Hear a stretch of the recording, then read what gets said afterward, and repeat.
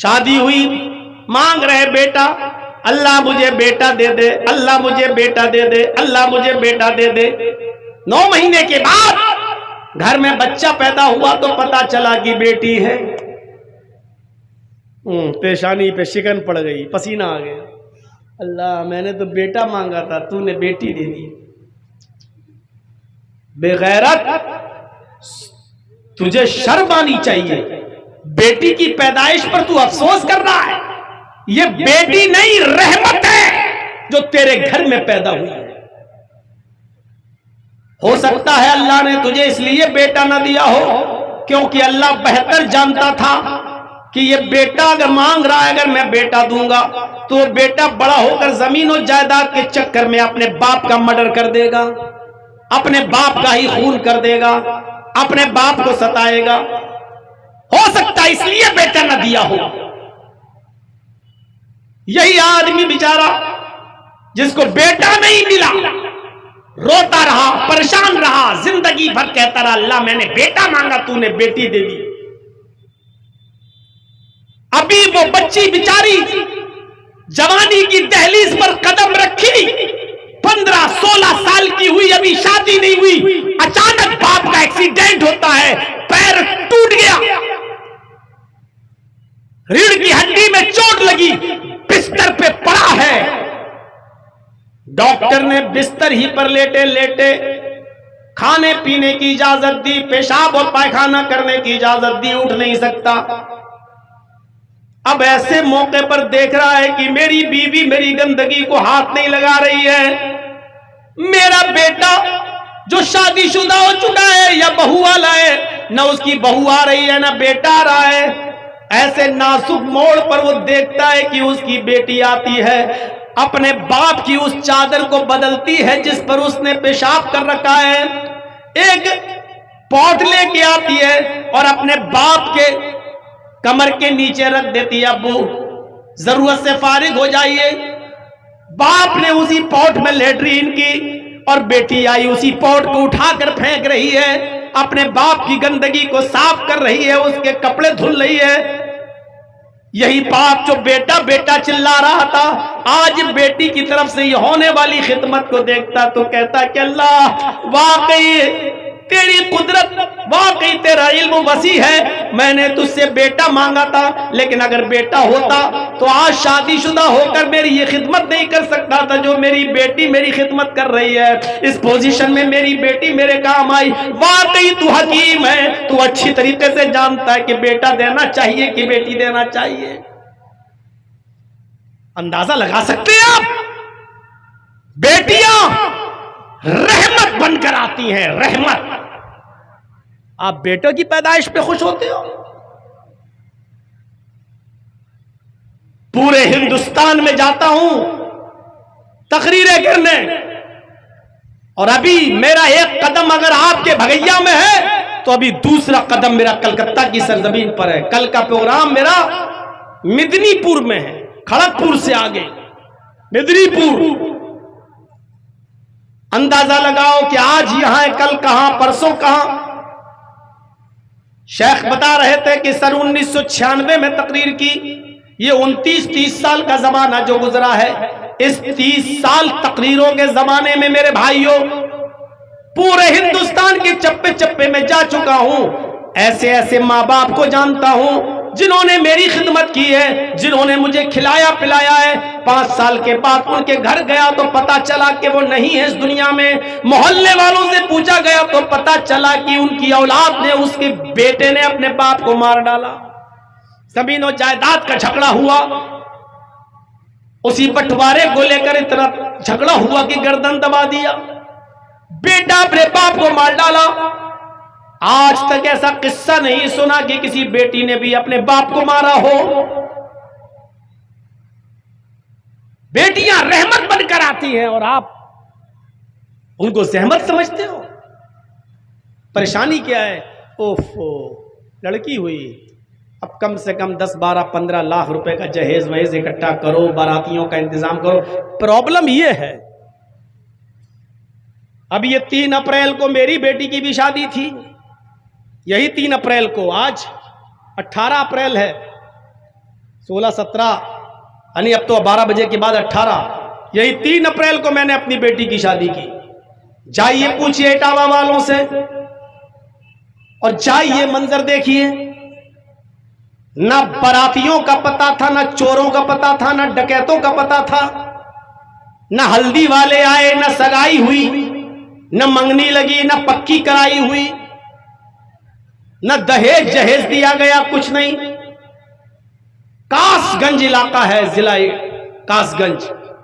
लड़का civil engineer है, पढ़ता, जॉब है उसकी दिल्ली में। चंद लोगों पर मुश्तमिल, चंद लोग, गिनती के 10-12 लोग बस आते हैं, मस्जिद में निकाह होता है। दूर से आए थे इसलिए खाना भी खिला दिया गया, दूर से ना आते तो खाने का भी इंतजाम नहीं करता। लड़की वालों के लिए है ही नहीं कि वो खाना खिलाएं। क्यों खिलाएं? चूंकि 150 किलोमीटर से चल के आए थे इसलिए खाने वाने का इंतजाम किया। मगरिब के बाद निकाह हुआ और इशा के बाद रुखसती कर दी। ना एक वीडियो बनी, ना बाराती आए, न मैंने कोई खाना बनवाया, न पकवान किया। मैंने खुद अपने मोहल्ले के लोगों को भी नहीं बुलाया, मैंने अपने सगे खाला खालुओं को नहीं बुलाया, मामुओं को नहीं बुलाया। लड़की वाले की जिम्मेदारी ही नहीं है। इस बात को मंजर आम पे बोल रहा हूं, रिकॉर्ड हो रहा है और ये तकरीर पूरी दुनिया सुनेगी, हमारे इटावा वाले भी सुनेंगे। अगर झूठ बोलूंगा मेरे भाइयों तो मेरी गिरफ्त भी होगी और कहेंगे लोग देखो ये जलसों में झूठ बोलता है। एक सबूत कोई नहीं दे सकता है कि मैंने दहेज दिया हो, मैंने बारात बुलाई हो और लाइटें लगी हो, खेमे लगे हो, पर्दे लगाए गए हो। मैंने भी शादी की, जो तकरीरों में बोला मैंने वैसे करके दिखाया। अब आप अपने इलाके के मौलवियों पे नजर रखो और देखो कि ये अपनी बेटियों की शादी कैसे करते हैं, ये अपने बेटों की शादी कैसे करते हैं। आप नजर रखो और मौलवियों पे भी नजर रखो कि ये गैर शादीशुदा ये कैसे शादी करता है। देखो इस 30 साल की जिंदगी में कितनी इस्लाह हुई, आप गौर करें। आप लड़के ही मारते हैं अपने माँ बाप को, लड़कियां नहीं। हाँ मौलाना साहब, लड़की पूरे खानदान का नाम डुबो देती है, ये सच है, आप सही कह रहे हैं। आपको उस वक्त तकलीफ होती है जब आपके घर में कोई लड़की पैदा हुई, बड़ी हुई और आप जहां शादी करना चाहते वो लड़की तैयार नहीं, वो दूसरी जगह शादी करना चाहती है, किसी गैर आदमी से निकाह करना चाहती है और ऐसा भी हो सकता है कि वो किसी गैर मुस्लिम से शादी करना चाहती हो। अब आपके सर घूमते हैं कि अब क्या होगा, और जब वो किसी गैर के साथ भागती है तो आप कहते हैं कि अच्छा था ये पैदा होते ही मर जाती है। तो इसमें लड़की का कसूर नहीं है जो भाग रही है किसी गैर के साथ, इसमें कसूर है आपकी तरबियत का, इसमें कसूर है आपकी परवरिश का। आपने अपनी बेटी को वो तरबियत ही नहीं दी, क्यों गई गैर मुस्लिम के साथ, क्यों भागी वो किसी मुसलमानी के साथ, लेकिन भागकर शादी क्यों की, क्यों? इसमें गलती आपकी रही, आपने उसको एंड्रॉयड मोबाइल दे दिया। ले बेटी 30,000 का मोबाइल है ओप्पो का, ले विवो का, ले सैमसंग का, सिम भी दे दी, नेट पैक भी डाल दिया। अब वो आपकी बेटी चला रही है, फेसबुक भी चला रही है, मैसेंजर भी चला रही है, व्हाट्सएप भी चला रही है। पढ़ने के लिए भी आपने ऐसा स्कूल उसका चॉइस किया जहां लड़के और लड़कियां दोनों बैठ के पढ़ रहे हैं। इंटरवल में स्कूल की कैंटीन में बनी हुई होटल पे लड़के और लड़कियां दोनों बैठकर चाय पी रहे हैं। अब तेरी लड़की किसी गैर के साथ भागेगी नहीं तो क्या तेरी आरती उतारेगी? तरबियत आपने गलत दी तो लड़की फिर उसका कसूर क्या है? हजरत मरियम मस्जिद के मेहराब के अंदर मौजूद है और उनके पास बेमौसम फल आ जाता है। हजरत मरियम के पास बेमौसम फल आ जाता है, जिस फल का मौसम नहीं वो। हजरत जकरिया ने देखा ये फल کہنے لگے اے مریم یہ پھل کہاں سے آئے تیرے پاس؟ انا لک ھذا، اے مریم یہ پھل تیرے پاس کہاں سے آئے؟ سیب کا موسم نہیں، سیب کہاں سے آیا؟ آم کا موسم نہیں، آم کہاں سے آیا؟ لیچی کی فصل نہیں، لیچی کہاں سے آئی؟ انگور کا موسم نہیں، انگور تیرے پاس کہاں سے آ گیا؟ اے مریم بتا یہ پھل کون لایا تیرے پاس؟ حضرت مریم جواب دیتی ہیں قالت هو من عند اللہ، اے میرے سرپرست، اے میری پرورش کرنے والے، مجھے کھلانے پلانے والے، میرا خیال رکھنے والے، اے زکریا یہ تمام کی تمام نعمتیں اللہ کے پاس سے آئی ہیں، کوئی فرشتہ رکھ کر گیا ہے، آپ غلط نہ سمجھو، میرا کسی لڑکے کے ساتھ کوئی غلط تعلق نہیں ہے، یہ کوئی مجھے تعلق میں نہیں دے گیا، کوئی لڑکا نہیں دے گیا، یہ ساری نعمتیں مجھے اللہ کی طرف سے ملی ہیں۔ حضرت زکریا نے کیسی پرورش کی تھی، اور اس سے پوچھ رہے ہیں یہ پھل کہاں سے آیا؟ کس سے؟ زکریا کس سے پوچھ رہے ہیں؟ مریم سے۔ کون مریم؟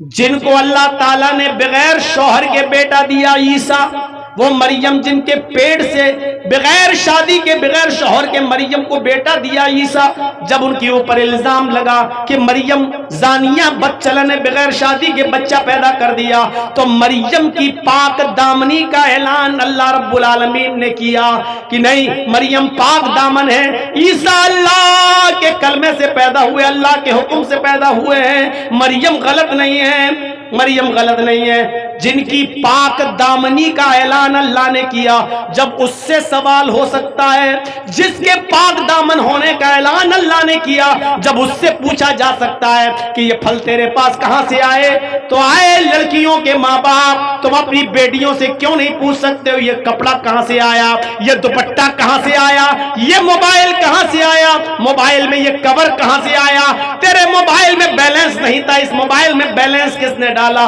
کیا تم اپنی بچیوں سے، اپنی بیٹیوں سے یہ سوال نہیں کر سکتے؟ اور نہیں کرو گے تو تمہارا نام ڈبوئیں گی اور غیروں کے ساتھ بھاگیں گی، تمہاری آرتی نہیں اتاریں گی۔ تربیت جہاں لڑکیوں کے لیے، لڑکوں کے لیے بھی ہونی چاہیے، لڑکیوں پر بھی نظر ہو تو لڑکوں پر بھی نظر ہو۔ حضرت یوسف علیہ السلام کو ان کے سارے بھائی لے کر گئے، چلو، اور جنگل میں لے گئے، اور سب نے صلاح کر کے یوسف کو کنویں میں پھینک دیا، اور دوسری قمیص اتاری اور اس میں خون لگا کر لے آئے، اور گھر پہ آ کے کہہ دیا باپ سے، یعقوب سے، یوسف کو ہم نے اپنے سامان کے پاس چھوڑ دیا تھا اور یوسف کو بھیڑیا کھا گیا۔ بھیڑیے نے نوچ ڈالا یوسف کو۔ یعقوب علیہ السلام سمجھ گئے، کرتے کا خون دیکھا، سونگا، سمجھ گئے نہ یہ کرتا وہ ہے اور نہ یہ خون بکری کا ہے، یہ تو رنگ لگ رہا ہے۔ وہ یوسف کے کرتے کو اچھی طریقے سے پہچانتے تھے۔ ان لوگوں نے، بھائیوں نے یوسف کو جب پھینکا تو کرتے سمیت پھینکا، لیکن جب کنویں میں پھینک دیے تو بعد میں یاد آیا کہ اب باپ کو ثبوت کیا دیں گے، تو ایک دوسری قمیص، دوسرا کپڑا اسی رنگ کا خرید کے اس میں رنگ لگا لائے، کلر لگا لائے، بدمن کذب، جھوٹا خون لگا لائے، اور اپنے باپ کو پیش کیا۔ لیکن باپ نے کچھ نہیں کہا، وہ سمجھ گئے نہ قمیض وہ ہے نہ خون اصلی ہے، لیکن بیٹوں سے کچھ نہیں کہا، صبر کرتے رہے، صبر کرتے رہے، اور اپنے بیٹے کے لیے دعا مانگتے رہے۔ اور ادھر حال یہ ہوا کہ یوسف علیہ السلام کو ایک قافلہ آیا، اس کو پانی نکالنا تھا، کنویں میں اس نے ڈول ڈالا، اور جب کھینچا تو یوسف علیہ السلام اسی ڈول میں بیٹھ گئے۔ جب کھینچا تو بھاری لگا، بہرحال کھینچ کر نکالا گیا تو دیکھا کہ یوسف ہے، لڑکا ہے، تو خوش ہو گئے یہ قافلے والے اور کہنے لگے بشرا ھذا غلام، خوشی ہو، ہمیں تو فری فنڈ میں ایک غلام مل گیا، چلو اس کو بازار میں بیچ دیں گے، کچھ قیمت مل جائے گی۔ جلدی جلدی وہ اس کو لے کر مصر کے بازار میں پہنچے۔ خوبصورت تھے یوسف علیہ السلام، چھوٹے تھے لیکن بڑے خوبصورت تھے، اور مصر کے بازار میں بیچ دیے گئے اور بادشاہ کے گھر تک پہنچ گئے۔ بادشاہ مصر نے خرید لیا، بہت سستے میں خریدا، وَشَرَوْهُ بِثَمَنٍ بَخْسٍ دَرَاهِمَ مَعْدُودَةٍ۔ چوری کا کوئی موبائل ہو، اگر مجھے چوری کا موبائل مل جائے چاہے اس کی قیمت 1 لاکھ ہو تو جلدی سے اس کو بیچنے کی قیمت ارے لا یار 10,000 دے دے لے جا. تو 1 لاکھ کی چیز 10,000 میں, ابھی جو 10,000 مل رہے وہ بھی کہیں پکڑے گئے تو وہ بھی نہیں ملیں گے. تو یہ لڑکا ہاتھ لگ گیا, کوئی اصلی مالک نہ آ جائے ورنہ لڑکا لے جائے گا چھین کے, اس لیے جو مل رہا ہے لے لو. چند درہموں میں یوسف کو بیچ دیا گیا. یوسف علیہ السلام جب بادشاہ مصر کے گھر میں آئے تو بیوی ان کی دیکھی تو دیکھتی رہ گئی, بڑے خوبصورت ہیں یوسف لیکن چھوٹے ہیں. وہ ان کا خیال رکھنے لگی, کھلانے لگی, پلانے لگی, بڑا کرنے لگی. یوسف جیسے جیسے بڑے ہوتے گئے ان کی خوبصورتی بھی ویسے ویسے بڑھتی گئی. حالانکہ ہوتا الٹا ہے, بچہ چھوٹے پن میں خوبصورت ہوتا, بڑا ہوتا جاتا ہے تو خوبصورتی کم ہوتی جاتی ہے. لیکن یوسف کے ساتھ الٹا ہوا, یوسف جیسے جیسے بڑے ہوتے جا رہے ہیں خوبصورتی بڑھتی جا رہی ہے. اور جب جوان ہو گئے تو بادشاہ مصر کی بیوی ہی ان کے اوپر مر مٹی. بادشاہ کی بیوی فریفتہ ہو گئی, برگلانے لگی, بہکانے لگی, لیکن یوسف ہاتھ نہیں آئے. ایک دن کہنے لگی چلو اندر چلو, تم سے بہت ضروری کام ہے. سوچا یہ ہماری مالکن ہے, چلو کیا کام ہوگا. وہ اندر لے گئی, یہ دروازہ بند, آگے لے گئی وہ دوسرا دروازہ بند, پھر ایک اور کمرے میں لے گئی اس کا دروازہ بند, پھر ایک اور کمرے میں لے گئی اس کا دروازہ بند, کئی دروازوں کے اندر لے گئی. غلقت الابواب, قرآن میں جمع استعمال ہوا ہے, اس نے سارے دروازے بند کر دیے. اس کا مطلب ایک دروازہ نہیں تھا, کئی دروازے تھے, اس نے سارے دروازے بند کر دیے تاکہ بھاگ نہ پائیں یوسف. اور جیسی وہاں پہنچتی ہے بند کمرے میں, وہیں کہنے لگتی ہے یوسف آ جاؤ, کتنے زمانے سے ہم تمہارے بالغ ہونے کا انتظار کر رہے ہیں, تمہارے بڑے ہونے کا انتظار کر رہے ہیں. اے یوسف آؤ, میری پیاس بجھاؤ, آؤ مجھ سے ملو. یوسف علیہ السلام نے فرمایا معاذ اللہ, اللہ کی پناہ, میں یہ کام نہیں کر سکتا. اس کو جنون, کیسے نہیں کرو گے, ادھر آؤ. یوسف بھاگے, پہلا دروازہ کھولنے میں کامیاب, وہ بھی بھاگ رہی ہے. یوسف نے دوسرا دروازہ کھولا, اس میں بھی کامیاب. تیسرا دروازہ کھولا اور بھاگنے میں ادھر سے بھی کامیاب. چوتھا دروازہ کھولا, ادھر سے بھی بھاگنے میں کامیاب. آخری دروازے پر پہنچے, تب تک اس نے پیچھے سے دامن پکڑ لیا, پیچھے سے دامن پکڑ لیا, اور یوسف علیہ السلام نے دروازے کا کنڈا جو ہوتا وہ پکڑ لیا, ادھر کھینچا یوسف کو. بادشاہ مصر کی بیوی نے ایسے کھینچا تو یوسف ایسے دروازہ پکڑے تھے, ایسے کھینچتے ہوئے اس کے اوپر گر گئے. دروازہ بھی کھل گیا. جب دروازہ کھلا تو سامنے بادشاہ کھڑا ہے, مصر کا بادشاہ, اس عورت کا شوہر. حالت یہ تھی کہ وہ عورت نیچے گری ہے, یوسف علیہ السلام اس عورت کے اوپر گرے ہیں, اور سامنے دروازہ کھلا ہے اور دروازے پر بادشاہ کھڑا ہے. فوراً کھڑی ہوتی ہے اور الزام لگاتے ہوئے کہتی ہے کہ آئے میرے شوہر, آپ کی بیوی پر اگر کوئی غلط نظر ڈالے اور غلط ارادے سے اس کو پکڑنے کی کوشش کرے, اس کے ساتھ زنا کرنے کی کوشش کرے, تو اس کی سزا کیا ہونی چاہیے سوائے جیل کھانے کے. بادشاہ مصر کو یقین نہیں آیا, بچپن سے دیکھ رہا ہے, یقین نہیں آیا کہ ایسا کیسے کر سکتا ہے. کہا ٹھیک ہے جیل میں تو جائے گا لیکن پہلے مقدمہ چلے گا, عدالت سے ثابت تو ہو جائے.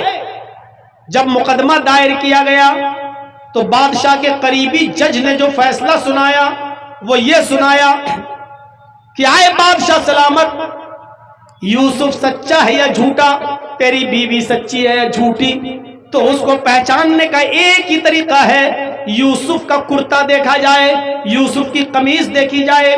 اگر وہ قمیض پیچھے سے پھٹی ہے تو یوسف سچا ہے, تیری بیوی جھوٹی, اور اگر وہ قمیض آگے سے پھٹی ہے تو یوسف جھوٹا ہے اور تیری بیوی سچی. کرتا منگایا گیا بھری عدالت میں, جب قمیض چیک کی گئی تو وہ قمیض پیچھے سے پھٹی تھی. اس نے کھینچا تھا نا, پیچھے سے کھینچا تو کرتا پھٹ گیا, قمیض پھٹ گئی. تو بادشاہ نے سمجھ لیا, کہنے لگا کہ تم عورتوں کی چالیں بڑی خراب ہوا کرتی ہیں, بڑی دھوکے باز ہوتی ہیں تم عورتیں, اور ایک بے گناہ بے قصور کو تم جیل میں ڈلواتی ہو. جیل میں ڈلوا رہی تھی, توبہ کر, استغفار کر, اور آئندہ ایسی غلطی مت کرنا. بادشاہ نے نظر انداز کر دیا. لیکن اس فیصلے کے بعد بادشاہ کی بیوی بدنام ہو گئی، ساری عورتوں میں چرچے ہو گئے، مصر کی عورتوں میں، لو ایک نوکر کو، ایک غلام کو دل دے بیٹھی، ایک غلام سے اس نے دل لگی کر لی، ایک غلام سے کے پاس جا کر غلط کام کرنے کے لیے چلی گئی، بتاؤ، گھر کا نوکر اس کے ساتھ۔ جب یہ بدنامی وہ برداشت نہ کر سکی تو اس نے ساری مصر کی عورتوں کی دعوت کر دی، دسترخوان بچھا دیا، سب کے سامنے پلیٹیں رکھ دی، پلیٹوں میں پھل رکھ دی اور پھل کو ایک ایک چھری رکھ دی، اور ان عورتوں سے کہا کہ پھلوں کو کاٹو۔ مصر کی عورتیں جب پھل کاٹنے لگی تو یوسف سے بادشاہ کی بیوی نے کہا، اے یوسف، ان عورتوں کے سامنے سے گزرو، جاؤ ان عورتوں کے سامنے سے نکلو۔ یوسف علیہ السلام ان عورتوں کے سامنے سے جب گزرے تو کیا دیکھتے ہیں، مصر کی ساری عورتیں انہی کو دیکھنے لگیں، اور جب مصر کی عورتیں یوسف کو دیکھنے لگیں تو خوبصورتی دیکھ کر مصر کی ساری عورتیں بھول گئیں کہ ہم کس کو دیکھ رہے ہیں، پھل کاٹ رہے ہیں یا انگلی۔ وہ چھریاں تو انگلی پہ چلا رہی تھی اور یہ سوچ رہی تھی کہ پھل کٹ رہا ہے، حالانکہ پھل تو کب کا کٹ گیا ہے، الگ ہو گیا ہے۔ بجائے پھل کاٹنے کے وہ اپنی انگلیوں کو کاٹنے لگیں اور یوسف کو دیکھتی رہ گئی، چھری انگلیوں پہ چلنے لگی، کہنے لگی، ما ھذا بشرا، یہ انسان نہیں ہے، یہ تو کوئی فرشتہ نظر آتا ہے۔ اب بادشاہ کی بیوی نے کہا، عورتوں بتاؤ تمہارا دل اس نوجوان پر آیا یا نہیں آیا؟ آ گیا، ہم خود اس کے دیوانے ہو گئے۔ ابھی تو صرف بادشاہ کی بیوی دیوانی تھی، اب جتنی عورتوں نے دیکھا سب اس کی دیوانی۔ بادشاہ کی بیوی بولی، اب تم ہی بتاؤ کہ میں اپنے دل کو کیسے سمجھاؤں، تم نے تو ایک جھلک دیکھی ہے، تم اس کی دیوانی ہو گئی ہو۔ میرے گھر میں تو چھوٹا تھا تب سے پل رہا ہے اور میں اس کے بالغ ہونے کا انتظار کرتی رہی، اور جب یہ بالغ ہوا تو میں اس سے اپنی امید پوری کرنے کے لیے اس کو بلانے لگی تو اس نے منع کر دیا۔ تم نے ایک جھلک دیکھی تو تم اپنے آپ کو کنٹرول نہیں کر پا رہی ہو، میرے دل سے پوچھو کہ میں کیسے کنٹرول کر کے رہتی ہوں۔ اور سب کے سامنے اعلان کر رہی ہے یہ عورت، بادشاہ کی بیوی، سن لو، اگر اس لڑکے نے، اس آدمی نے اگر میری خواہش پوری نہیں کی، میری بات نہ مانی تو زندگی بھر جیل میں سڑے گا، زندگی بھر جیل خانے میں قید کروا دوں گی، الزام لگا لگا کر اس کو جیل پہنچا کر مانوں گی اور پوری زندگی اس کی جیل میں گزر جائے گی۔ اب یوسف علیہ السلام کے سامنے دو راستے تھے، یا تو بادشاہ کی بیوی کی بات مان لے اور پانچوں انگلی گھی میں، بھائی بادشاہ کی بیوی اگر اس کو سپورٹ کرنے لگے تو کتنا وہ آرام میں ہوگا، کتنے آرام سے زندگی گزارے گا، یا تو پھر بادشاہ کی بیوی کی بات نہ مانے تو زندگی بھر جیل میں۔ اب یوسف سوچنے لگے کہ میں کیا کروں، بات نہیں مانتا تو جیل خانہ اور بات مان لیتا ہوں تو حرام کاری، میں کیا کروں؟ اپنی نظریں آسمان پہ ڈالی اور کہا، اللہ ان دو راستوں میں جس راستے کو پسند کرتا ہوں وہ تجھ سے مانگ رہا ہوں، رب السجن احب الی مما یدعوننی الیہ، اے اللہ میں جیل میں رہنا زیادہ پسند کروں گا لیکن وہ کام نہیں کروں گا جس کام کی طرف یہ عورت مجھے بلا رہی ہے، اور یہ مصر والیاں مجھ سے غلط کام لینا چاہتی ہیں، میں وہ کام نہیں کروں گا، اس سے بہتر ہے کہ میری پوری زندگی جیل میں گزر جائے۔ یوسف علیہ السلام نے پریشانی والا راستہ اٹھانا گوارا کر لیا کہ میں جیل میں جاؤں گا۔ آخرکار جب بادشاہ مصر کی بیوی کی بات نہ مانی تو اس نے بھی الزام لگا کر یوسف علیہ السلام کو جیل بھجوا دیا۔ اب یوسف علیہ السلام جیل میں گزارتے اپنی زندگی، تقریباً 7 سال جیل میں گزارتے ہیں، تقریباً 7 سال جیل میں گزارتے ہیں۔ اب وہاں خواب کی تعبیر بتاتے ہیں، اسی اثنا میں بادشاہ نے بھی خواب دیکھا، حضرت یوسف نے تعبیر بتا دی۔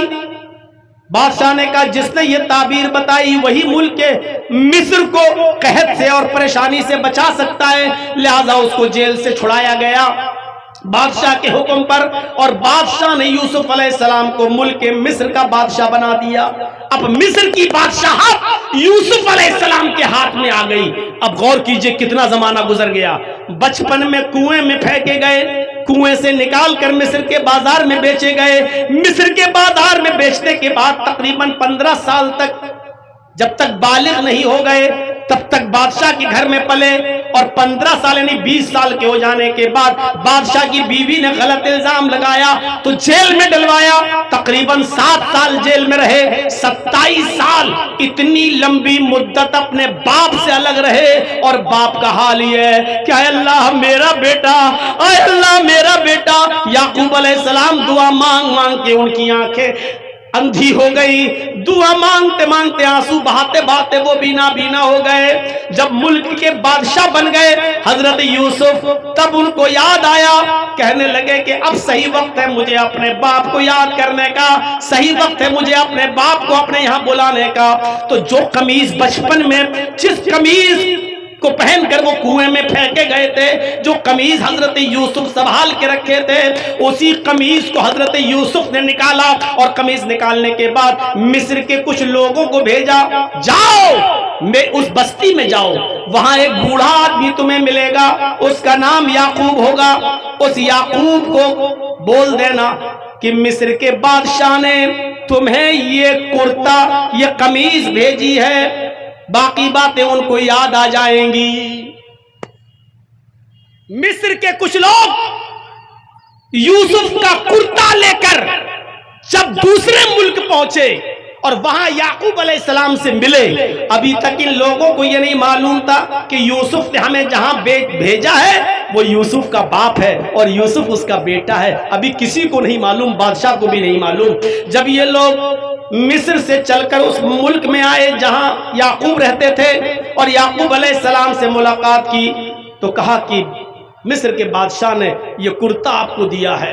जैसे ही उस कुर्ते को हजरत याकूब अलैहिस्सलाम ने सूंघा, अल्लाह से दुआ की, आंखों की रोशनी वापस आ गई।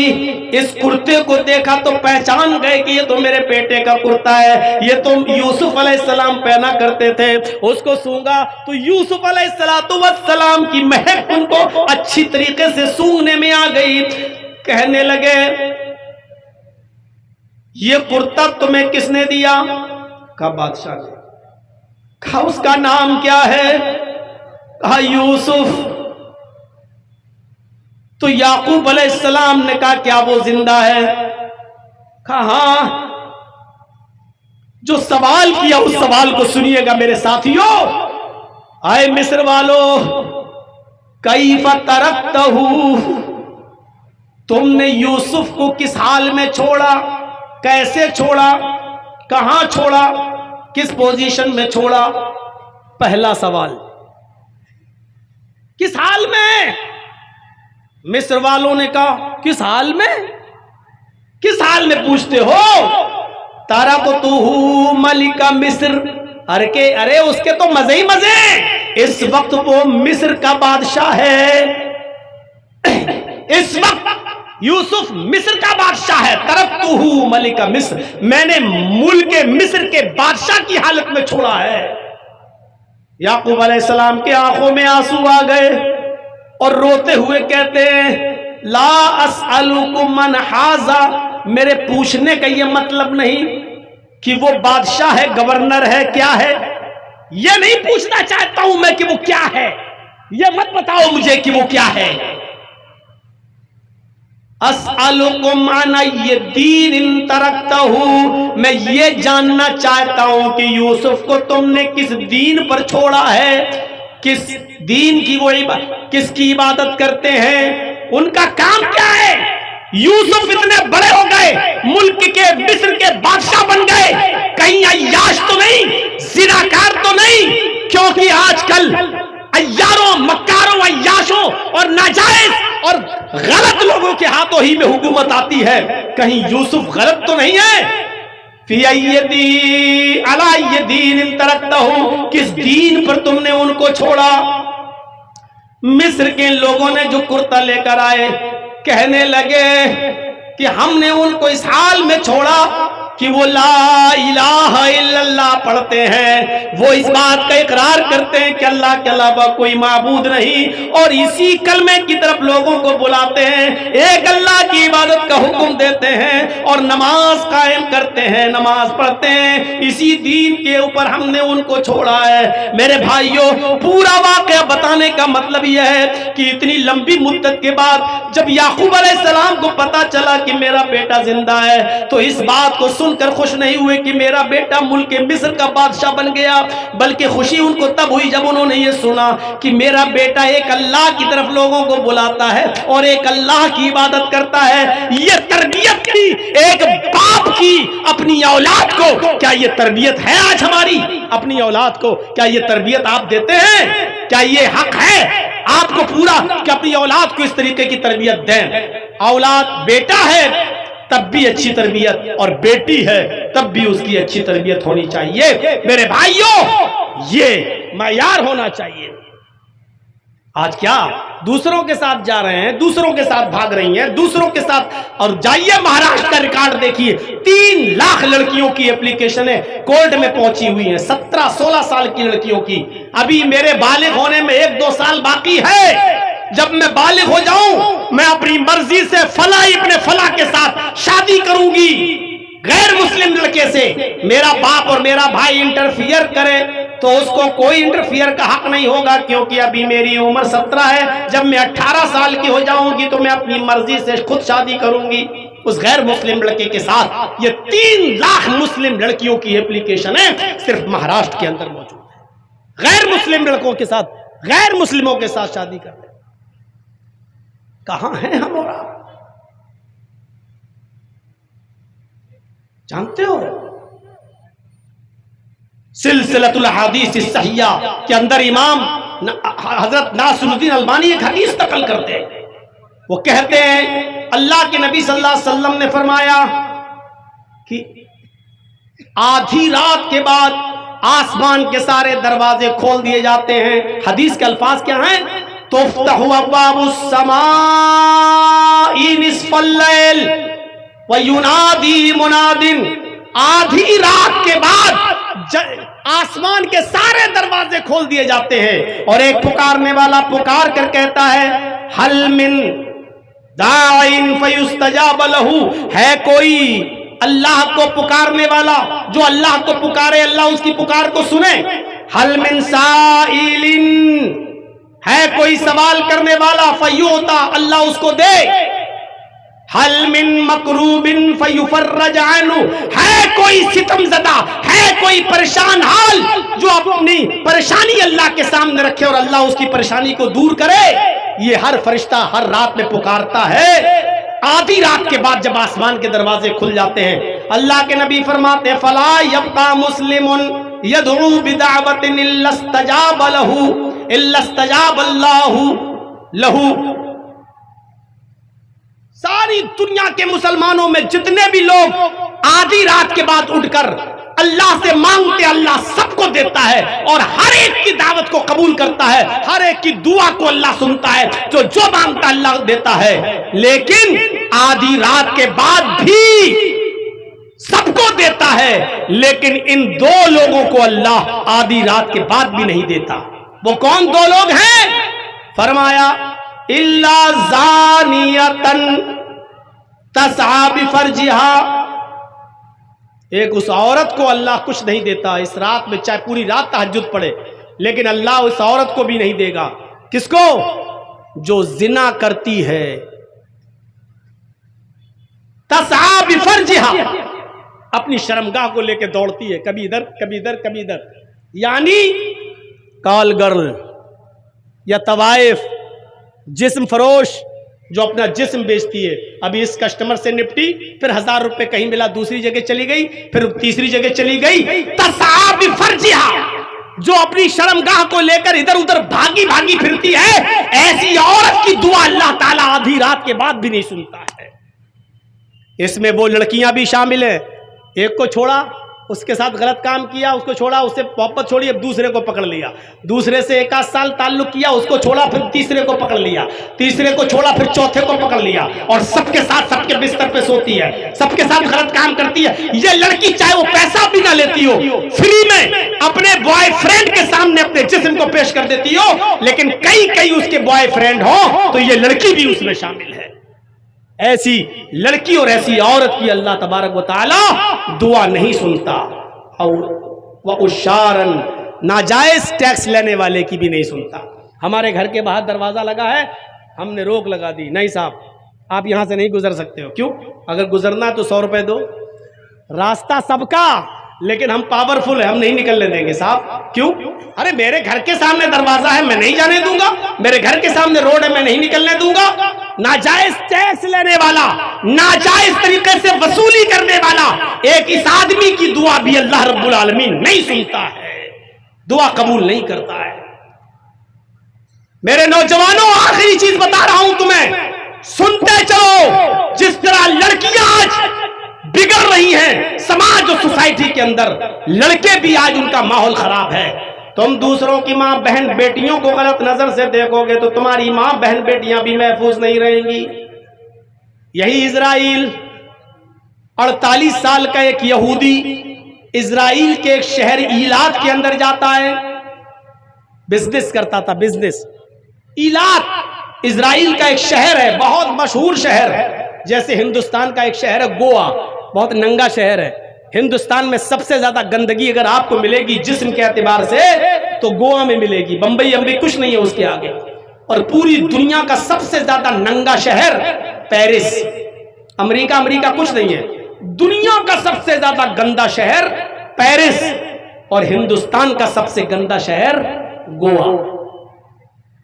وہاں کے جو پہ چلے جاؤ، سمندری علاقے میں چلے جاؤ تو ہلکا سا تار بھی نہیں رہے گا جسم پر، پوری نیوٹ نیکٹ ننگے لڑکے اور ننگی لڑکیاں سمندر کے کنارے آپ کو پڑے ہوئے ملیں گے۔ ایسا ہی اسرائیل کا ایک شہر ہے جس کا نام ہے ایلات۔ اس ایلات کی ایک 5 اسٹار ہوٹل میں یہ 48 سال کا ایک آدمی جو بزنس مین تھا جاتا ہے اور ہوٹل کے مینیجر سے مل کر کہتا ہے کہ ہمارے لیے کسی کال گرل کا انتظام کرو، گھر کا کھانا کب تک کھائیں گے، آج باہر کا کھانا کھانا چاہتا ہوں۔ عیاشی کے ارادے سے اس نے کہا کیسی لڑکی چاہیے؟ کہا لڑکی خوبصورت ہونی چاہیے۔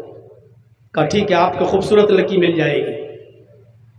کب کا؟ پوری رات کے لیے چاہیے، پیسے فکس ہوتے ہیں، کاؤنٹر پہ پیسے جمع کر دیے جاتے ہیں، لڑکی کو فون کر کے ہوٹل کا مینیجر بلاتا ہے، کال گرل آتی ہے، اس کو روم نمبر بتایا جاتا ہے، اس روم نمبر میں تمہیں جانا ہے، تمہارا پیسہ پیڈ ہے، وہ آؤ ہم تمہیں دے دیں گے، صبح جب جاؤ گی تو اپنا پیسہ لے کے چلے جانا۔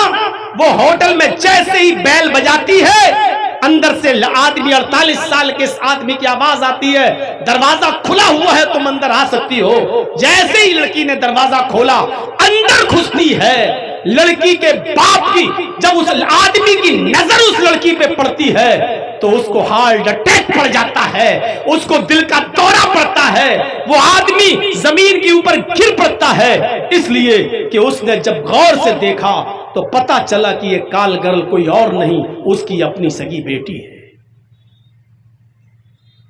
یہ کال گرل کوئی اور نہیں، اس کی اپنی سگی بیٹی ہے۔ جب اس کو دل کا دورہ پڑا، جلدی سے اس کو ایمرجنسی ہاسپٹل میں پہنچایا گیا، اس کی بیوی کو فون کیا گیا، اس کی بیوی جب آئی تو اس نے اپنی بیوی کو پوری بات بتائی۔ بیوی نے کہا اچھا تو اس کا مطلب یہ ہے کہ تمہیں بھی گھر سے سکون نہیں تھا، تم بھی باہر آ کر عیاشی کرتے ہو۔ جس راستے پر باپ چلتا ہے تو اس کی اولاد بھی اسی راستے پر چل پڑی ہے، تمہاری بیٹی بھی اسی راستے پر اسی لیے چل رہی ہے کیونکہ تم نے غلط راستہ پکڑا، یہی راستہ تمہاری بیٹی نے بھی پکڑا، اب مجھے تم سے طلاق چاہیے۔ اور آخر کار اس عورت نے اپنے آدمی سے طلاق لے لی۔ میرے بھائیوں، جب تم باپ ہو کر غلط راستے پہ چلو گے تمہاری بیٹیاں بھی غلط راستوں پہ چلیں گی، نہیں بچا پاؤ گے تم۔ پاکستان کا ایک شہر ہے کراچی، کئی بار میں جا چکا ہوں، اس کراچی کے اندر ایک بہت مشہور علاقہ ہے جس کا نام ہے ڈیفینس ہاؤسنگ اتھارٹی۔ ڈیفینس ہاؤسنگ اتھارٹی، اس ڈیفینس ہاؤسنگ اتھارٹی میں ایک بہت خوبصورت پرائیویٹ نجی اسکول بنا ہوا ہے، بہت خوبصورت، امیر ماں باپ کے لڑکے اور لڑکیاں اس اسکول کے اندر پڑھتے ہیں، نجی اسکول ہے۔ اس اسکول کے 4 اسٹوڈنٹس نے یہ طے کیا کہ آج کسی لڑکی کو ہم بہکائیں گے، بہلائیں گے اور ناشتہ پانی کے بہانے اس کو ایک کمرے میں بند کر دیں گے اور چاروں لڑکے اس سے ایک ایک کر کے اس کے ساتھ آج زنا کریں گے، زیادتی کریں گے اس کے ساتھ۔ ان 4 لڑکوں میں سے ایک لڑکا کسی لڑکی کو بہلا کر پھسلا کر کھلانے پلانے کے بہانے دوست بنا کر لاتا ہے اور ایک کمرے میں لے جاتا ہے اور کہتا میں ابھی آ رہا ہوں۔ باہر آ کر کال کرتا اپنے 3 ساتھیوں سے، کام ہو گیا۔ لڑکی کو جان سے مارنے کی دھمکی دے دی گئی، لڑکی ڈر گئی لیکن وہ غلط کام کرنے پر تیار ہے، کہہ رہی ہے میری جان مت لو، پہلے میں جا رہا ہوں۔ اس کے بعد پھر دوسرا، پہلے جس نے پکڑا وہ گیا، اس لڑکی کے ساتھ غلط کام کیا، وہ باہر آیا، پھر دوسرا گیا، اس نے اس کے ساتھ زیادتی کی، دوسرا نکلا، پھر تیسرا گیا، تیسرے نے اس کے ساتھ زنا کیا۔ وہ سب کے سامنے ہاتھ پیر جوڑتی رہی لیکن کسی کو رحم نہیں آیا۔ جب تینوں زیادتی کر کے نکل چکے، اب چوتھے کا نمبر آیا، کہا کہ دیکھ ہاتھ پیر تو بہت جوڑ رہی ہے لیکن رحم مت کرنا، بہت خوبصورت ہے، پورا مزہ آئے گا تجھے، جاؤ۔ یہ چوتھا دروازہ کھولتا ہے، اس لڑکی کے پاس جاتا ہے، جیسے اس کمرے میں گھستا ہے لڑکے کی نظر اس لڑکی پر پڑتی ہے، اس لڑکے کے دماغ کی نس پھٹ جاتی ہے، برین ہیمبریج ہوتا ہے اور اسی وقت یہ لڑکا آن اسپاٹ اسی کمرے میں مر جاتا ہے، اس لیے کہ وہ لڑکی کوئی اور نہیں تھی، اس کی اپنی سگی بہن تھی۔ جب بھائی کسی غلط کام میں پڑ جائے تو یہ امید مت رکھنا کہ اس بھائی کی بہنیں محفوظ ہوگی۔ کہہ دیا جو کہنا تھا۔ اگر باپ ہو بچوں کے غلط کام کرو گے تو تمہاری بیٹیاں محفوظ نہیں رہیں گی، اور بھائی ہو کسی بہن کے، دوسروں کی بہن بیٹیوں پہ غلط نظر ڈالو گے تو تمہاری بہن بیٹیاں محفوظ نہیں رہیں گی۔ جاؤ، تقریر ختم کرو، اب جا کر تقریر موبائلوں پہ بات، اور بتاؤ اپنی گرل فرینڈ کو کہ مولانا صاحب ایسا ایسا بولے تھے۔ مجھے معلوم ہے کہ اتنا سخت سننے کے بعد بھی بے شرمو تمہیں شرم نہیں آئے گی، بے حیاؤ تمہیں حیا نہیں آئے گی، بے غیرتو تمہیں غیرت نہیں آئے گی، اس کے باوجود بھی تم اس غلط حرکت کو چھوڑ نہیں پاؤ گے۔ تم اپنی گرل فرینڈوں کو چھوڑ نہیں سکتے، اور تمہاری چڑیلیں، تمہاری گرل فرینڈیں، تمہاری چوہیاں تمہیں نہیں چھوڑ سکتی ہیں، کیونکہ تم نے ان کو اپنے پیار کے بندھنوں میں ڈھار سے دے کر بندھا رکھا ہے۔ لیکن یاد رکھنا، تم دوسروں کی بہن بیٹیوں کے ساتھ غلط کام کرو گے تو تم اپنی بہن بیٹیوں کے ساتھ دروازہ کھول رہے ہو، اور اسی کو قرآن نے کہا ہے لا تقربوا الزنا انہ کان فاحشۃ وساء سبیلا، زنا کے قریب مت جاؤ، یہ گندا راستہ ہے۔ فاحشۃ وساء سبیلا، یہ گندا راستہ ہے۔ آپ جس روڈ پہ چل رہے ہو نا، سمجھتے ہو کہ منزل پہ پہنچ جائیں گے، نہیں۔ زنا کا جو راستہ جس کو آپ سمجھ رہے ہو کہ میں کسی کی بہن کے ساتھ زنا کر رہا ہوں، جس راستے پہ آپ چل رہے ہو، اس کی آخری منزل تیری بہن و بیٹی ہے۔ تو جس سڑک پہ چل رہا ہے، اس سڑک پر تیری بہن و بیٹی کا گھر موجود ہے۔ تو جس راستے پہ چل رہا ہے وہاں تیری بہن اور تیری بیٹی کا گھر ہے۔ اس لیے یاد رکھ، قرآن نے اس کو گندا راستہ کہا ہے، گندا راستہ۔ اسی لیے راستہ کہا ہے کہ جس راستے پہ تم چل رہے ہو، یہ راستہ تمہاری بہن اور تمہاری بیٹی تک پہنچ رہا ہے۔ اب ایک واقعہ سناتا ہوں بخاری سے، دلچسپ۔ دیکھیے، دعا ہے، ہم سب اللہ ہی کی طرف سے اور اللہ ہی کی طرف لوٹ کے جانا ہے۔ دعائیں آج کل ہم پڑھتے کہاں ہیں، بس بحث کرتے ہیں۔ فرض نماز کے بعد دونوں ہاتھ اٹھا کے دعا مانگنا چاہیے کہ نہیں مانگنا چاہیے، امام جب مانگے تو اس کے ساتھ ہاتھ اٹھانا چاہیے کہ نہیں اٹھانا چاہیے، قبرستان میں جائیں تو ہاتھ اٹھا کر دعا کر سکتے ہیں کہ نہیں کر سکتے ہیں، عید کی نماز پڑھنے کے بعد عیدگاہ میں ہاتھ اٹھا کر دعا پڑھ سکتے ہیں۔ بحث کروا لو ہم سے بس۔ ارے دعا کرنے سے آپ کو کون روک رہا ہے؟ غور کرو، ان تمام مصیبتوں میں سب سے بڑی مصیبت کیا ہے؟ آپ کے کسی عزیز اور کسی قریب کا انتقال ہو جائے، مثلا آپ کی بیوی کا انتقال ہو جائے، مثلا آپ کے بیٹے کا انتقال ہو جائے، تو یہ چیز سب سے بڑے غم کو لے کر آتی ہے۔ سب سے بڑا غم یہ ہے۔ اس موقع پر کیا دعا پڑھنی چاہیے؟ انا للہ و انا الیہ راجعون۔ اللہ کے نبی صلی اللہ علیہ وسلم اس کے آگے ایک دعا اور پڑھتے تھے، ذرا سنیے گا میرے بھائیوں، اور یہ دعا یاد کر لیجئے گا، بہت کام آئے گی۔ آج میں کچھ سکھا کے جا رہا ہوں آپ کو، کچھ سیکھ لیجئے گا۔ اللہ کے نبی صلی اللہ علیہ وسلم جب کسی کے انتقال کی خبر سنتے تو آپ کیا دعا پڑھتے؟ انا للہ و انا الیہ راجعون۔ اس کے بعد ایک جملہ اور، اللہم اجرنی فی مصیبتی واخلف لی خیرا منہا۔ چھوٹا سا ٹکڑا ہے بس، کتنے لوگوں کو یاد ہوگا؟ اور یاد ہوگا بھی نہیں، ابھی ہمارے ذہن سیٹ نہیں ہے، ہمیں دوسری چیزیں جلدی یاد ہو جاتی ہیں، دعائیں جلدی یاد نہیں ہوتی ہیں۔ ہر سال رمضان کے مہینے میں شب قدر میں مائک لے کے سکھانا پڑتا کہ دعا پڑھو، اللہم انک عفو تحب العفو فاعف عنی۔ اتنی سی دعا یاد نہیں ہو پائی، اتنی سی دعا، اور بار بار یاد کرایا جاتا ہے کہ یہ دعا پڑھو۔ شب قدر میں یہ دعا پڑھا کرتے تھے اللہ کے رسول، اللہم انک عفو تحب العفو فاعف عنی، ہر سال بتانا پڑتا ہے۔ ارے روزانہ ہمارے محلوں میں، آپ کے شہر، کوئی نہ کوئی انتقال کرتا رہتا ہے، یہ دعا پڑھنے میں کیا حرج ہے؟ اتنی سی دعا، انا للہ تو یاد ہے، انا للہ و انا الیہ راجعون۔ اللہم، اب یہ دعا یاد کرنا ہے بس، اللہم اجرنی فی مصیبتی، اے اللہ میری مصیبت میں مجھے بہترین اجر عطا فرما، واخلف لی خیرا منہا، اور جو تو نے مجھ سے چھینا ہے اس سے بہتر چیز تو ہمیں عطا فرما دے۔ جو تو نے مجھ سے چھینا ہے اس سے بہتر چیز تو ہمیں عطا فرما دے۔ 5-6 بیٹوں کے بعد، بیٹیوں کے بعد ایک بیٹا ملا، ابھی 2 سال کا ہوا، اس کا بھی انتقال ہو گیا۔ پڑھیے، اللہ انا للہ و انا الیہ راجعون، اللہم اجرنی فی مصیبتی واخلف لی خیرا منہا۔ ہم سب اللہ کی طرف سے آئے ہیں، اللہ ہی کی طرف لوٹ کر جانا ہے۔ اے اللہ میرے بیٹے کے انتقال پر جو مصیبت میری اوپر آئی ہے، اس مصیبت میں مجھے بہترین اجر عطا فرما، واخلف لی خیرا منہا، اور تو نے مجھ سے جو چھینا ہے مجھے اس سے بہتر چیز دے دے، یعنی اس سے بہتر بیٹا تو مجھے عطا فرما دے۔ آپ اللہ سے کیا مانگ رہے ہیں؟ اللہ کے نبی صلی اللہ علیہ وسلم عصر کی نماز کے بعد صحابہ کرام کے پاس بیٹھے ہوئے مسجد میں، اور آپ ان کو سمجھانے لگتے ہیں اور یہی دعا سکھلاتے ہیں کہ تمہارا جب کوئی قریبی انتقال کر جائے تو یہ دعا پڑھ لیا کرو، انا للہ و انا الیہ راجعون، اللہم اجرنی فی مصیبتی واخلف لی خیرا منہا۔ اسی صحابہ کی محفل میں حضرت ابو سلمہ رضی اللہ تعالیٰ عنہ بیٹھے ہوئے ہیں۔ صحابہ میں بہت سے صحابہ تھے، ابو سلمہ بھی تھے۔ ابو سلمہ کہتے ہیں اللہ کے نبی نے جب یہ دعا بتائی تو میں نے اس دعا کو یاد کر لیا۔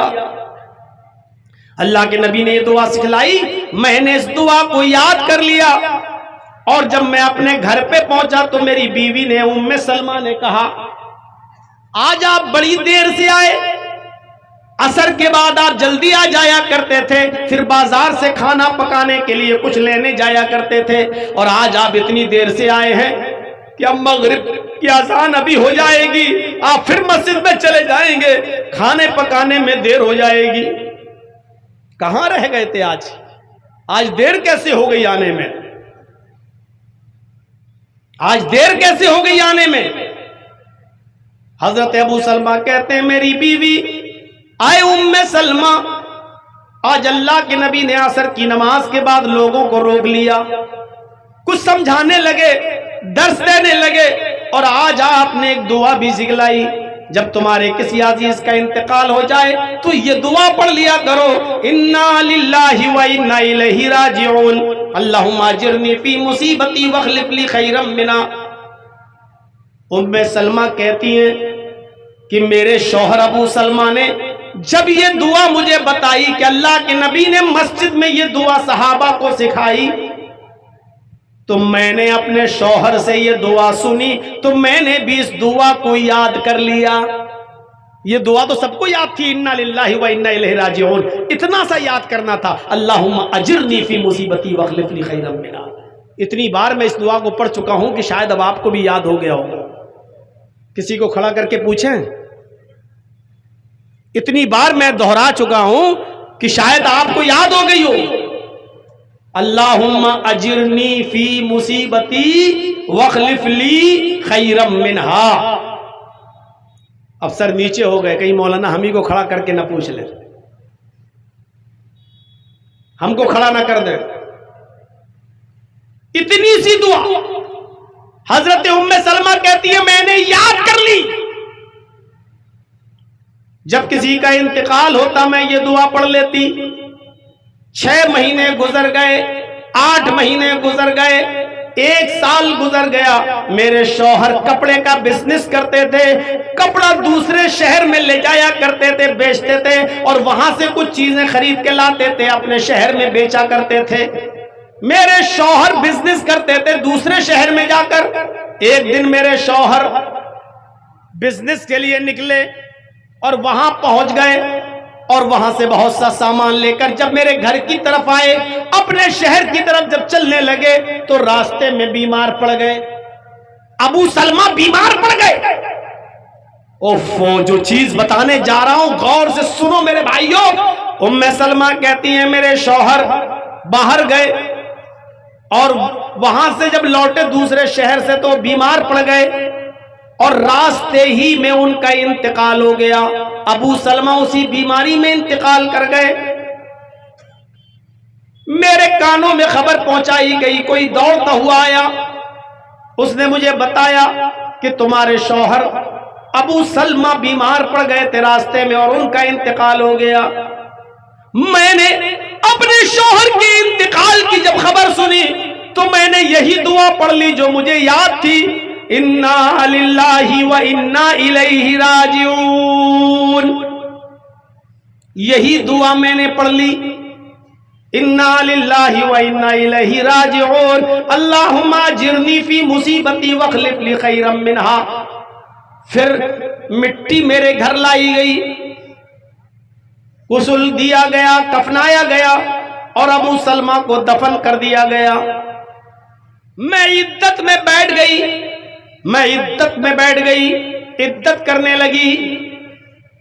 اور جب بھی مجھے میرے شوہر کی یاد آتی تو میں پھر یہ دعا پڑھ لیتی. شوہر کی یاد آتی، یہ ایک غم تھا، تو میں یہ دعا پڑھ لیتی، یہی انا للہ و انا الیہ راجعون، اللہم اجرنی فی مصیبتی واخلف لی خیرا منہا. ام سلمہ کہتی ہیں کہ 2-3 مہینے گزر گئے، میں عدت میں تھی. ایک دن مجھے شوہر کی یاد آئی تو میں یہ دعا پڑھنے لگی.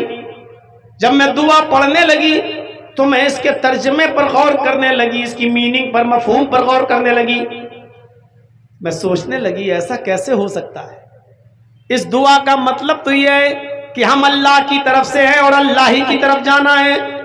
اے اللہ میری مصیبت میں مجھے بہترین بدلہ دے، وَاخْلِفْ لِي خَيْرًا مِّنْهَا، اور جو تو نے مجھ سے چھینا ہے اس سے بہتر بدلہ مجھے دے، بہتر چیز عطا کر. ام سلمہ کہتی ہے میں بار بار یہ دعا پڑھتی ہوں کہ اللہ مجھے اس سے بہتر چیز دے جو تو نے مجھ سے چھینی ہے. بھلا میرے شوہر سے بہتر کون ہو سکتا ہے؟ میرے شوہر جو مجھ پر جان چھڑکتے تھے، میرے دیوانے تھے، میری ہر پریشانی اور ہر چیز کا خیال رکھتے تھے. میرے شوہر اس دنیا سے انتقال کر گئے اور میں اللہ سے دعا کرتی ہوں کہ اللہ مجھے وہ چیز دے جو میرے شوہر سے بہتر ہو، میرے شوہر سے بہتر چیز دے. کیسے ہو سکتا ہے؟ بھلا اس دنیا میں میرے شوہر سے اچھا بھی کوئی ہوگا؟ ایسا کیسے ہو سکتا ہے؟ ام سلمہ کہتی ہیں میں دعا کو دعا کی طرح پڑھتی رہی اور یہ سوچتی رہی کہ ایسا کیسے ہو سکتا ہے؟ بھلا ابو سلمہ سے بھی زیادہ کوئی محبت کرنے والا، ابو سلمہ سے بھی زیادہ کوئی پیار کرنے والا مجھے ملے گا کیا؟ ان سے بھی کوئی اچھا اس دنیا میں ہوگا؟ ام سلمہ کہتی ہیں کہ جب میری عدت پوری ہو گئی، 4 مہینے 10 دن جب میری عدت پوری ہو گئی تو ایک دن میں بکری کے چمڑے کو، بکری کے کھال کو دباغت دے رہی تھی. عرب کے اندر یہ کھالے والے بیچی نہیں جاتی تھی. بکری ذبح کی، کھال نکالی، اس کو دباغت دی، اس کو گرم پانی میں ببول ابول ڈال کر اس کو گرم کر کے اس کو صاف کیا، یا تو مشکیزہ بنا لیا جاتا تھا جو پانی کے بھرنے میں کام آتا ہے، یا ڈھول بنا لیا جاتا تھا، یا جائے نماز وغیرہ بنا لی جاتی تھی، اس کو گھر میں استعمال میں لایا جاتا تھا۔ سلمہ کہتی ہے کہ میں بکری کے کھل کے چمڑے کو دبا کر دے رہی تھی، اچانک میرے دروازے پہ دستک ہوئی، میری عدت ختم ہو گئی، اچانک میرے دروازے پر دستک ہوئی، میں نے جلدی سے ہاتھ دھوئے اور دروازے کی طرف میں آگے بڑھی، میں جلدی سے دروازے کی طرف آگے بڑھی، جیسے ہی میں نے دروازہ کھولا تو کیا دیکھتی ہوں کہ میرے سامنے جناب محمد رسول اللہ صلی اللہ علیہ وسلم کھڑے ہیں، میرے سامنے محمد رسول اللہ صلی اللہ علیہ وسلم کھڑے ہیں۔ آپ نے مجھے دیکھا، کہا السلام علیکم، میں نے بھی نبی اکرم کے سلام کا جواب دیا، وعلیکم السلام ورحمت اللہ وبرکاتہ، میں نے بھی نبی کے سلام کا جواب دیا، اور پھر آپ کو گھر میں اندر آنے کی اجازت دی کہ اندر آئیے۔ اے اللہ کے نبی آپ اندر تشریف لائیے۔ اللہ کے نبی جب گھر کے اندر تشریف لائے تو کھجور کے پتوں کی بنی ہوئی چٹائی بچھی ہوئی تھی، اسی چٹائی کے اوپر اللہ کے نبی بیٹھ گئے۔ کتنی بے عزتی ہوتی ہے، عورتیں کہتی ہیں لو صاحب اتنا اچھا گھر بنا لیا، ایک صوفہ نہیں ڈال سکتے ہو، باہر کے مہمان آتے ہیں بیچارے ان کو ٹوٹی پھوٹی کرسیوں پہ بٹھانا پڑتا ہے۔ اللہ کے نبی کھجور کے پتوں کی بنی ہوئی چٹائی کے اوپر بیٹھ گئے۔ حضرت سلمہ کہتی ہیں میرے پاس تکیہ تھا، تکیہ چمڑے کا تکیہ، اس میں کھجور کی چھال بھری ہوئی تھی، میں نے وہ تکیہ چمڑے کا جس میں کھجور کے پتے یا اس کی چھال بھری ہوئی تھی میں نے دے دیا، آپ اس پر ٹیک لگا لیجئے۔ اللہ کے نبی اس تکیے پر ٹیک لگا کر بیٹھ گئے۔ میں نے پوچھا اللہ کے نبی میرے اس غریب خانے پر آنے کا مقصد کیا ہے؟ آپ ہمارے گھر پہ اچانک تشریف لائے، آنے کا مقصد کیا ہے؟ اللہ کے نبی فرماتے ہیں سلمہ تمہارے شوہر ابو سلمہ کا انتقال ہو چکا ہے، تم عدت میں تھی اس لیے میں نہیں آیا ملنے، اب تمہاری عدت بھی پوری ہو گئی، اب میں تم سے ملنے کے لیے آیا ہوں۔ اے سلمہ میں تمہارے ساتھ نکاح کرنے کا ارادہ رکھتا ہوں، میں تم سے شادی کرنا چاہتا ہوں، میں تم سے نکاح کرنا چاہتا ہوں۔ اے سلمہ تمہیں اچھی طرح معلوم ہے کہ اس وقت عرب کا مزاج کیا ہے، جس عورت کا شوہر مر جاتا ہے اس عورت کو کتنی تکلیفیں اٹھانا پڑتی ہیں، لوگ اس عورت کو منحوس سمجھتے ہیں کہ دیکھو اپنی زندگی میں اپنا آدمی کھا گئی، اس کی شادی نہیں ہوتی ہے، کوئی نکاح نہیں کرتا اس ڈر سے کہ ایک کو تو شادی کر کے کھا گئی، دوسرا جو اس سے شادی کرے گا وہ بھی مر جائے گا۔ جس کا شوہر مر جاتا تھا اس عورت کو ڈائن سمجھا جاتا تھا، یہ سمجھا جاتا تھا کہ یہ منحوس عورت ہے جس کی زندگی میں اس کا آدمی مر گیا، تو دوسرا کوئی آدمی اس سے نکاح نہیں کرتا تھا یہ سوچ کر کہ یہ ایک آدمی ڈس چکی دوسرا بھی ڈس لے گی۔ اے سلمہ میں تمہارے ساتھ نکاح کرنا چاہتا ہوں، اگر تمہیں کوئی اعتراض نہ ہو تو تم میرے ساتھ نکاح کر لو۔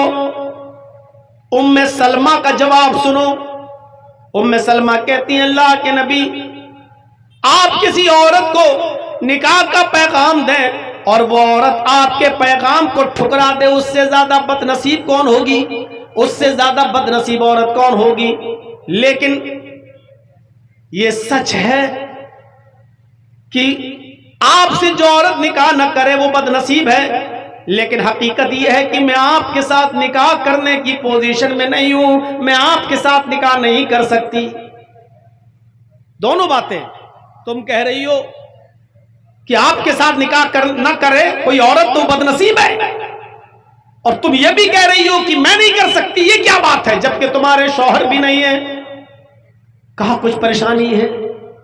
کہا وہ بتاؤ نا، شیئر کرو اپنی پریشانی، اگر دور ہو سکتی ہے تو ٹھیک اور نہیں ہو سکتی ہے تو کوئی بات نہیں، بتاؤ کیا پرابلم ہے تمہیں؟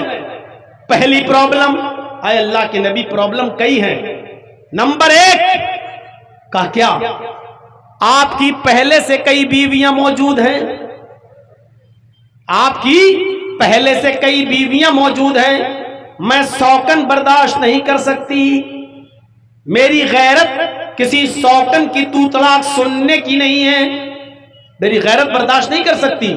کبھی ہمارے اور آپ کے درمیان کوئی معاملہ بگڑتا ہے، ہمارے اور آپ کے درمیان کبھی کسی معاملے میں لے کر بحث ہوگی تو آپ کی بیویوں کو ادھیکار اور حق نہیں ہوگا وہ بیچ میں بول لیں۔ جب ہمارے اور آپ کے بیچ میں کوئی بات ہے تو ہم اور آپ ہی اس کو دور کریں گے۔ آپ کی کوئی بیوی اگر بیچ میں بولے گی اور مجھ سے لڑے گی تو مجھ سے برداشت نہیں ہوگا، میں ہاتھا پائی پر اتر جاؤں گی، اس لیے کہ میں سوکن برداشت نہیں کر سکتی۔ میں بہت غیرت مند خاتون ہوں اور میرے ساتھ کئی سوکنے ہوں، یہ کیسے برداشت کر لوں؟ آپ نے کہا سوکن کا ہونا اچھا نہیں یا سوکن کا مداخلت کرنا، بیچ میں بولنا؟ کہا نہیں، سوکن کا بیچ میں بولنا۔ جب ہم آپ کی بیوی ہیں، کوئی بات ہمارے اور آپ کے درمیان اگر ہوگی تو ہم اور آپ حل کریں گے، آپ کی کوئی دوسری بیوی ہمارے بیچ میں نہیں بولے گی۔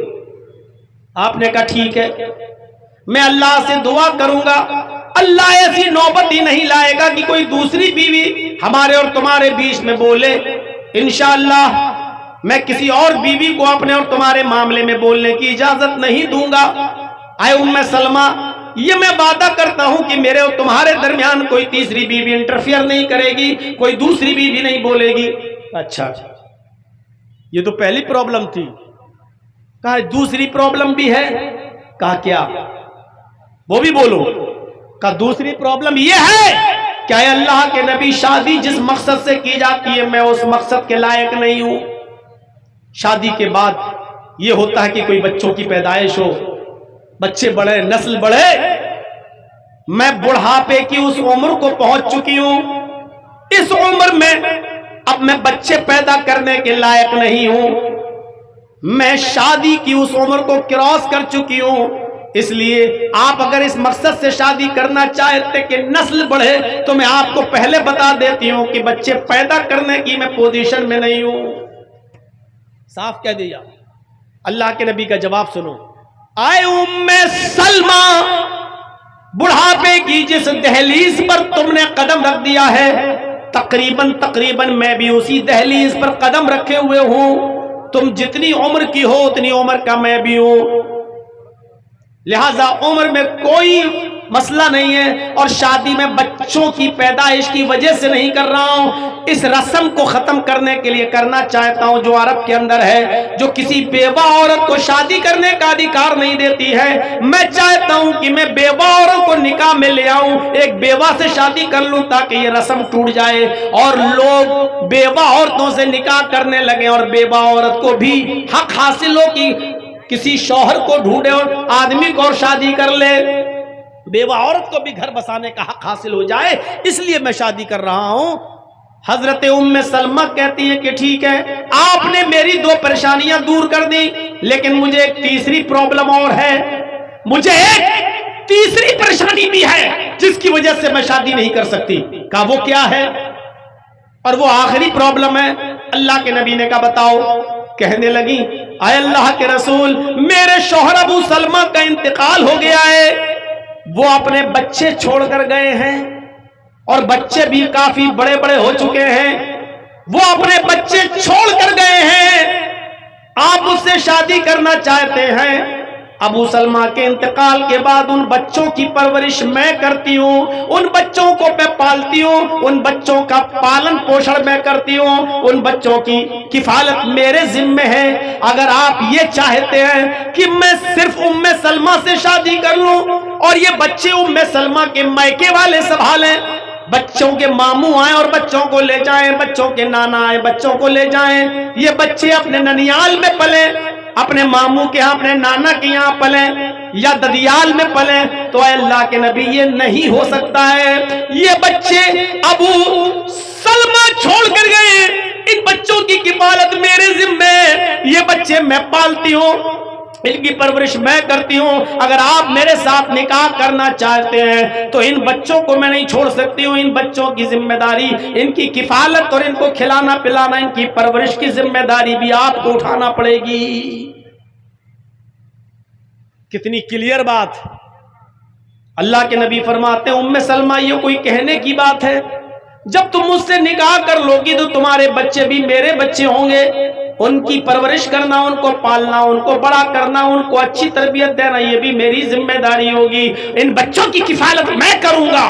جب یہ تینوں شرطیں اللہ کے نبی نے مان لی تو ام سلمہ نے نکاح بھی کر لیا اور محمد رسول اللہ کی وہ بیوی بن گئی۔ ایک دن اللہ کے نبی صلی اللہ علیہ وسلم اپنی بیوی ام سلمہ سے باتیں کر رہے تھے اور ابو سلمہ کا ذکر آ گیا۔ ابو سلمہ کا ذکر آتے ہی ام سلمہ کی آنکھوں میں آنسو آ گئے اور کہنے لگی کہ اللہ کے رسول، اب اس دعا پر مجھے مکمل یقین ہوا ہے، اس دعا میں جو ہم پڑھتے ہیں اللہم اجرنی فی مصیبتی، میری مصیبت میں بہترین بدل عطا فرما، وَاخْلِفْ لِي خَيْرًا مِنْهَا، اور جو تو نے مجھ سے چھینا ہے اس سے بہتر چیز تو مجھے عطا فرما۔ اے اللہ کے نبی، پہلے میں سوچا کرتی تھی کہ ابو سلمہ سے میرے لیے کون بہتر ہوگا، اتنے اچھے، ان سے بہتر کون ہوگا، لیکن یہ دعا مانگتے مانگتے میں نے دیکھا اللہ نے دعا قبول کر لی۔ ابو سلمہ بہتر تھے لیکن اللہ نے ابو سلمہ کو اگر چھینا تو ان سے بہتر شوہر مجھے عطا فرما دیا، ہمیں جناب محمد رسول اللہ دے دیے، مجھے محمد رسول اللہ کی بیوی بنا دیا، میں محمد رسول اللہ کی بیوی ہوں، میرے شوہر سے بہتر شوہر اللہ نے مجھے عطا فرمایا۔ غور کرو دعا کیسے قبول ہوتی ہے۔